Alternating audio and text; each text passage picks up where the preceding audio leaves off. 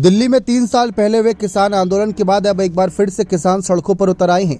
2024 के लोकसभा चुनाव से कुछ ही महीनों पहले किसानों ने एक बार फिर दिल्ली की ओर ट्रैक्टरों और पैदल कूच किया और दिल्ली की किलेबंदी कर दी है। इस बीच मंगलवार 13 फरवरी को काफी अराजकता देखी गई। पुलिस ने प्रदर्शनकारी किसानों पर आंसू गैस और पानी की बौछारें छोड़ी। बुधवार को दिल्ली और उसके आसपास सुरक्षा कड़ी कर दी गई और बड़ी संख्या में सुरक्षा कर्मियों को तैनात किया गया।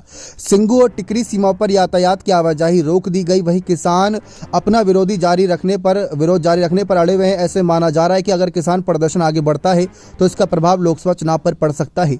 तीसरी बार प्रधानमंत्री बनने का ख्वाब देख रहे पीएम मोदी के लिए किसान आंदोलन चिंता का विषय है। भले ही दिसंबर 2023 में बीजेपी की 3 विधानसभाओं की जीत ने उसके आत्मविश्वास को बढ़ाया हो, लेकिन किसानों का विरोध पार्टी के लिए दिक्कतें पैदा कर सकता है। दरअसल विरोध प्रदर्शन करने वाले किसान राजनीतिक रूप से महत्वपूर्ण राज्यों पंजाब, हरियाणा और उत्तर प्रदेश से आते हैं। इसके अलावा प्रदर्शन में दक्षिण राज्य तमिलनाडु किसान भी शामिल हो गए हैं। माना जा रहा है कि किसान आंदोलन हिंदी भाषित राज्यों में बीजेपी को नुकसान पहुंचाने के साथ साथ दक्षिण में पांव पसारने की कोशिश में जुटी है। बीजेपी के प्रयासों को कमजोर कर सकता है। वहीं किसानों के विरोध के कारण बीजेपी को पंजाब में भी मुंह की खानी पड़ सकती है। पंजाब में लोकसभा की 13 सीट है। अगर किसानों का विरोध बढ़ा तो यहां बीजेपी को दिक्कतों का सामना करना पड़ेगा और पंजाब का वोट बैंक आम आदमी पार्टी या कांग्रेस के हाथ में चला जाएगा। कहीं ना कहीं हिंदुस्तान टाइम्स की रिपोर्ट के मुताबिक ऐसी चर्चाएं थी कि शिरोमणि अकाली दल बीजेपी के नेतृत्व वाली एनडीए में संभावित वापसी के लिए बीजेपी के साथ बातचीत कर रहा है, लेकिन शियद अध्यक्ष सुखबीर सिंह बादल ने इससे इनकार कर दिया है।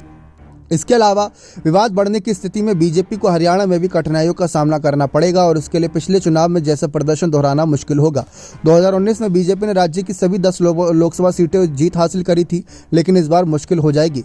किसानों के विरोध प्रदर्शन में उत्तर प्रदेश से ही भागीदारी देखी गई। ऐसे में बीजेपी को पश्चिमी यूपी की सीटों पर परेशानी हो सकती है।